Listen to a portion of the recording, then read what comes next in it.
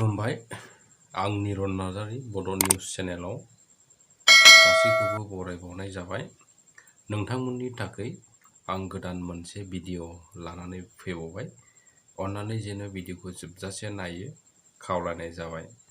आरो चेनेलाव गोदानब्ला अन्नानै चेनेलखौ साबस्क्राइब खालामना हो आरो नोंथांनि लोगोफोरनोबो शेयार खालामना हो, जेन' नोंथांमोननि हेफाजाब मोननानै आं सानफ्रोमबो भिडिअ लाबोनो हानाय बादि।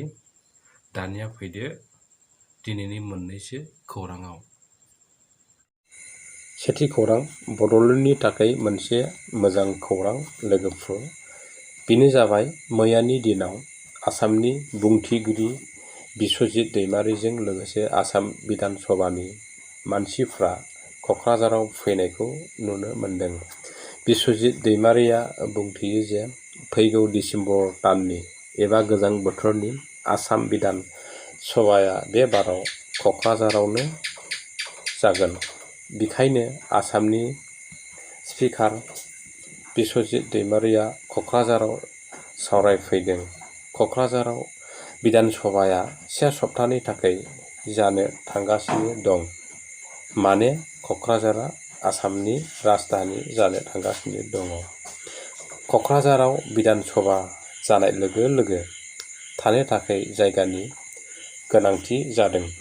मानोना आसामनि चिफ मिनिस्टारजों लोगोसे chief secretary, PA, PS, DGP, principal secretary, कमिसनारजों लोगोसे गासै 1500सो सुबुंफ्रा थाफैनो गोनां जागोन।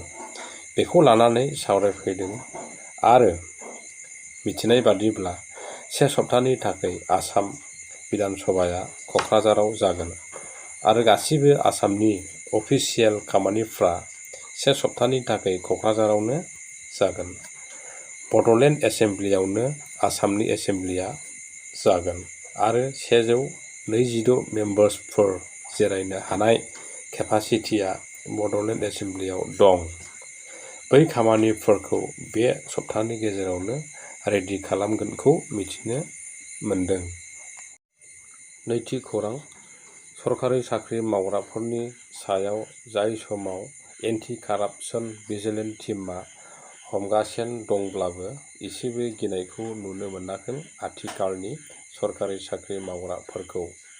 औ नंगौ लोगोफोर, थिग मैयानि दिनावबो सरखारि साख्रि मावग्रा सासे ICDS प्रजेक्टनि केरानिया भिजिलेन्स टीमजों रां जाख्ल'नायनि दायआव हमजाबाय। रङियायाव हमजादों। तामुलपुर नाग्रिजुलिनि जयखि रोमै बरुवाया मिथिनाय बादिब्ला अंगनवाड़ी कर्मी होगोननि मुङाव रां लादोंमोन बिथाङा। थामथि खौरां, आसाम सरकारा मैयानि खौरांनि गेजेरजों लाख लाख आबादारिफोरनि थाखाय मोनसे गोनांथार फोसावना होनायखौ नुनो मोन्दों। KCCनि सोमोन्दै गोबां मोजां खबर फोसावदों। जायफोर आबाद मावनानै जाग्रा बिथांमोननो 1 अक्ट'बरनिफ्रायनो मोननो हागोन KCCनि सुबिदाखौ। 30 अक्ट'बरनि सिगांनो एप्लाइ खालामनो नांगोन। नोंथाङा बै कृषक क्रेडिट कार्डनि बिसय अनलाइन अफलाइन मोननैजोंबो एप्लाइ खालामनो हागोन नोंथाङा। आरो मिथिहोबावदों दि KCCनि सोमोन्दै गोबां मिथिनोब्ला नोंथाङा सरकारि वेबसाइटाव थांनानै नायहैनो हागोनखौ मिथिहोनाय जादों। बेजों लोगोसे दिनैनि खौराङा बेखिनियाव जोब्बाय लोगोफोर। भिडिअखौ जोबजासे नायनायनि थाखाय बयनिसिमबो गोजोन्थों।